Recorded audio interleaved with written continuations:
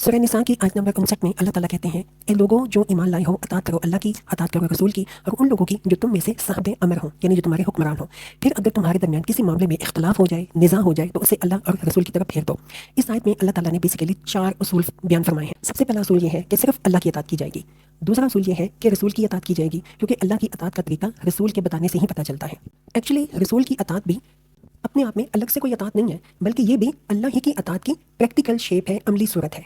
और रसूल को इसलिए मुता बनाया गया है क्योंकि रसूल ही एक ऑथेंटिक सोर्स है, मुस्तनिद जरिया है, जिससे हम तक खुदा के अहकाम और फरामीन पहुंचते हैं। हम खुदा की अताअत सिर्फ इसी तरीके से कर सकते हैं कि रसूल की अताअत करें। और फिर अल्लाह ताला ने यह भी कहा है कि उलिल अम्र की भी अताअत करो। उलिल अम्र में बेसिकली वो तमाम लोग शामिल हैं जो मुसलमानों की जितने भी कलेक्टिव मैटर्स होते हैं, सोशल इश्यूज होते हैं, इज्तिमाई मामलात होते हैं, उनको वो डील करने वाले हों, उनके वो सरबराहीकार हों। इसमें आपके सियासी रहनुमाई करने वाले लीडर यानी पॉलिटिकल लीडर्स भी आ जाते हैं, मुल्क की इंतजाम चलाने वाले हुकाम भी आ जाते हैं, जज भी आ जाते हैं, या फिर सोशल ट्रेडिशनल जितने भी मैटर्स होते हैं यानी कि मदनी और माशरती मसाइल, उनको हल करने वाले जो सरदार होते हैं वो भी इसी में शामिल हैं। तो जब तक ये उलिल अम्र मुसलमान हैं और अल्लाह और रसूल के दायरे के अंदर रहते हुए आपको डील कर रहे हैं, आपके लीडर बने हुए हैं, तो आपको उनका हुक्म मानना होगा, जब तक कि वो आपको गुनाह की या अल्लाह रसूल की नाफरमानी का हुक्म ना दें। और उलिल अम्र की अताअत की भी 2 शर्तें हैं। नंबर 1, वो खुद मुसलमानों के घरों में से हो। नंबर 2, वो खुदा और रसूल का फरमाबरदार हो, मुती हो। और चौथी बात अल्लाह ताला ने ये कही है कि अगर तुम्हारे उलिल अम्र में यानी जो साहब अमर है, जो तुम्हारा हुक्मरान है, लीडर है, तुम्हारे और उसके दरमियान कोई झगड़ा हो जाए, इख्तलाफ हो जाए, तो इसे अल्लाह और रसूल की तरफ फेंक दो।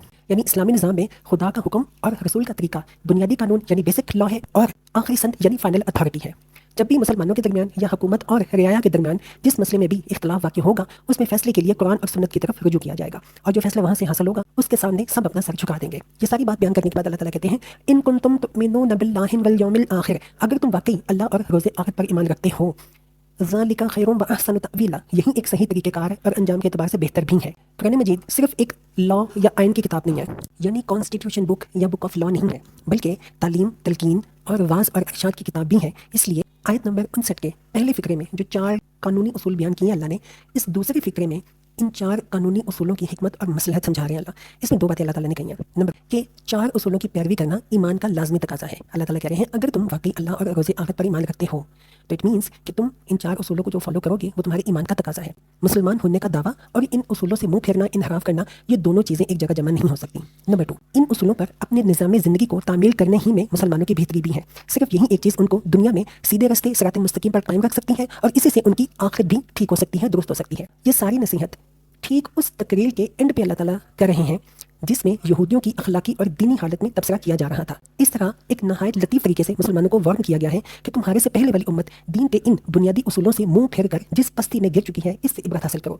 जब कोई गिरोह खुदा की किताब और इसके रसूल की हिदायत को पसे पुश्त डाल देता है, इग्नोर कर देता है, और ऐसे सरदारों, रहनुमाओं और लीडर्स के पीछे लग जाता है जो खुदा और रसूल के फरमाबरदार और मुती ना हो, और अपनी रिलीजियस स्कॉलर्स, मजहबी पेशवाओं और पॉलिटिकल लीडर से किताबो सुन्नत की संद पूछे बगैर उनकी अताअत करने लगता है, किताबो सुन्नत की संद पूछे बगैर उनकी अताअत करने लगता है, तो वो उन खराबियों में मुब्तला होने से किसी तरह बच नहीं सकता जिसमें बनी इसराइल मुब्तला हुए।